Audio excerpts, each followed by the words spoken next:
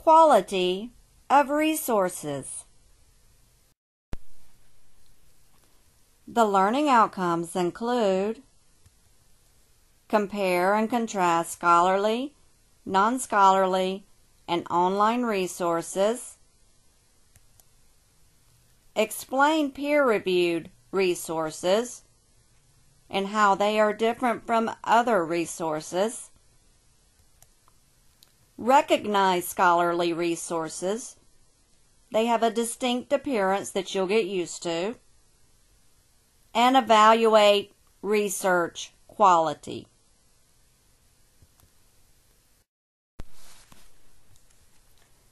Let's start with scholarly resources. As this table shows, there are several characteristics of scholarly resources that will allow you to recognize them. One is that they're peer-reviewed. All peer-reviewed means is that an editor for that journal has chosen other people to review the paper that are experts in the field, or that the editor feels are experts in the field, and they have said this paper is suitable for publication in the journal. So it has some sort of oversight beyond a simple editor that you would see at a regular magazine. It is expert written. The authors have the qualifications to write on the topic either through their experience and or their education. Typically, the audience for the journal article, the peer-reviewed article, is not the general public. This isn't Life magazine that appeals to many different people. This is written for an academic or CIO or whatever the audience might be, but it is not a layperson. It's usually written at a fairly high reading level. The way the article is written is, again, not for all readers. It's written with terms that other academics and experts will recognize from the field, but a general layperson would not. It's also got a particular organization that indicates it may be a scholarly paper.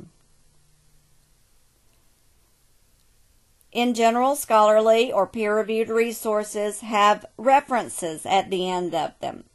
They cite references within the write-up, and then they have a references page at the end so that you can go and refer to those articles if you choose to do so.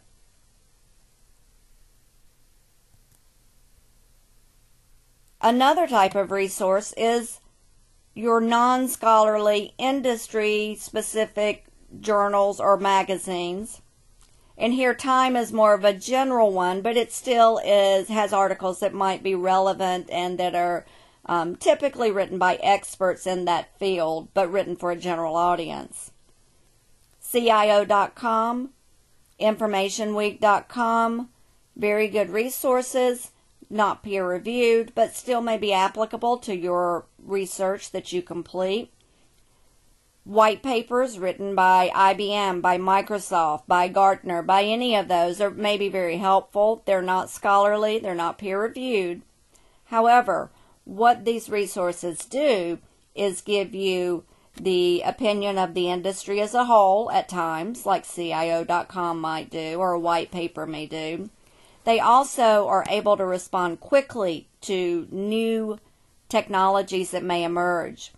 Scholarly resources, peer-reviewed resources, due to the writing and revision process of a normal academic paper, they are typically not able to respond quickly. It takes a while to gather the data, to analyze it, to get it submitted, to get it revised. So these types of resources may provide you with current information you won't find elsewhere, or you won't find in peer-reviewed resources. The last group is the easiest to find the information. Well, we're going to not talk about Google Scholar because you can find that same information on your home library system, typically for free. So don't ever buy a Google Scholar resource until you verify you don't have it for free. But Google and Wikipedia, probably you have been there today. I know I have. These are excellent resources, particularly when you're brainstorming. Say I wanted to do a paper on wearable devices, and I didn't know much about it. So maybe I go online and type in Fitbit for the watch that I want to look up and see what it's about. And Google gives me lots and lots of different sites that I can look at. And Wikipedia tells me in general what it is. These are good brainstorming, good starting off points, particularly when you're learning about a topic or an area. You can never use these resources as a primary source, however. You must use scholarly, peer-reviewed, and or the non-scholarly, technical, written for an industry as your primary sources. But these may be secondary sources. If you have other references that say similar ideas, you may use these as secondary resources, particularly the Google sites. Now, Wikipedia, the only time I would use Wikipedia is if they define a hard-to-understand term in a very easy-to-understand manner. You already know the definition, you know it's correct, and you use their direct citation of how they defined it. You still have to cite it, you still have to put it in quotation marks, but sometimes, in rare cases, you might do that. In general, you don't use these resources in your academic paper, but they're helpful for brainstorming, for learning more about an issue.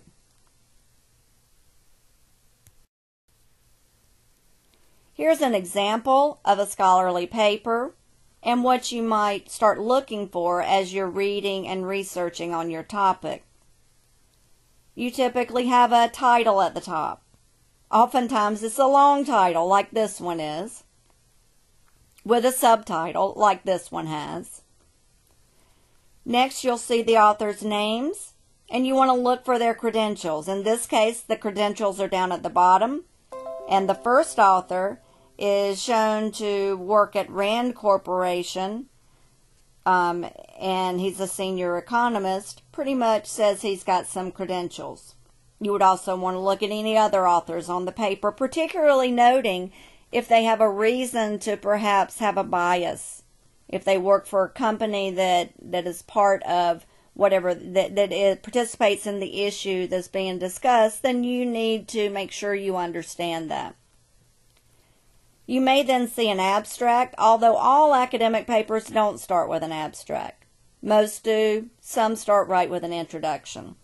So you'll start seeing papers like this. You also notice there's no color, there's no pretty pictures. It is what it is. Quality of content is another issue that you need to consider as you're gathering your resources. We already know we have to question anything we read online. We have to question anything we read in Time Magazine, at CIO.com, at InformationWeek.com, any white paper we read from Microsoft. We also have to question any scholarly article we read. We need to question, critique, and evaluate everything we read. So we look and see, is this research that I'm reading sufficiently important for the topic that I'm writing about? Is it free of errors? Peer-reviewed does not mean good by any sense of the word. You may find errors, either typos, or run-on sentences, or poorly written, or incorrect statistics, or incorrect statistical technique chosen. You should, as you read research, critically evaluate it. Would you read it if someone else gave it to you, assuming you were interested in the topic? You don't typically go and read academic papers unless you're interested in the topic. And would it influence your work? If it influences your work or is an important article on a topic that you've chosen, you need to cite it. Then it may be what's called a seminal work, the first major work on the issue that you're discussing. In that case, you might even use an older citation, those citations are not often used in the technology field because things change so rapidly. But if it's a seminal work, you might refer to it. To summarize, you should use scholarly and non-scholarly resources as you complete your research paper. Start with Google and Wikipedia if necessary, and then see what you can find on your topic, critically evaluating everything, all sorts of resources.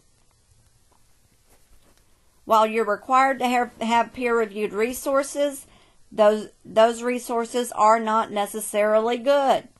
All are not created equal. They have been reviewed by perceived experts in the field and evaluated to be important enough, written well enough to be included in this journal. All peer-reviewed journals are not equal. All peer-reviewed articles are not equal. All peer reviewers, those who review the papers, are not equal.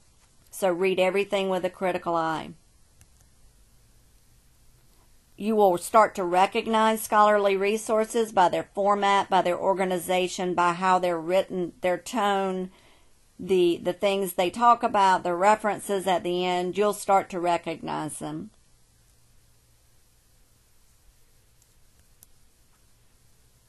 Again, you must critically evaluate every article you read. You don't assume anything is good or bad.